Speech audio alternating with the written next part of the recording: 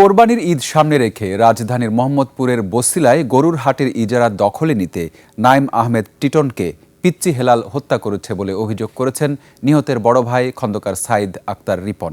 দুপুরে রাজধানীতে crime reporters association মিলনায়তনে সংবাদ সম্মেলনে খন্দকার সাইদ আরও জানান, ১.৫ মাস আগেও টিটনকে পিচ্চি হেলাল হুমকি দিয়েছিল। সেই হুমকির বিষয়ে জিডি করতে আত্মগোপনে থাকা টিটন ঢাকায় এসেছিল।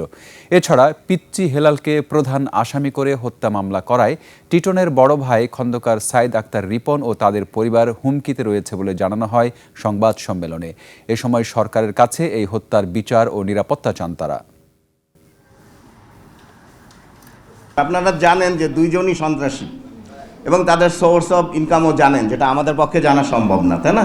২৬ তারিখে কথা হয়েছে, তার আগেও বলেছে যে জেলখানায় আমার সাথে তার দণ্ড হয়েছে, সে আমি হুমকির সম্মুখীন, এটা বলেছি। যারা আইন শৃঙ্খলার সাথে জড়িত আছে সবার সাথে, সেই সাথে আপনাদের সাথেও, কারণ আপনারা নিরপেক্ষ সুস্থ তথ্য দিয়ে সহযোগিতা করবেন ওদের।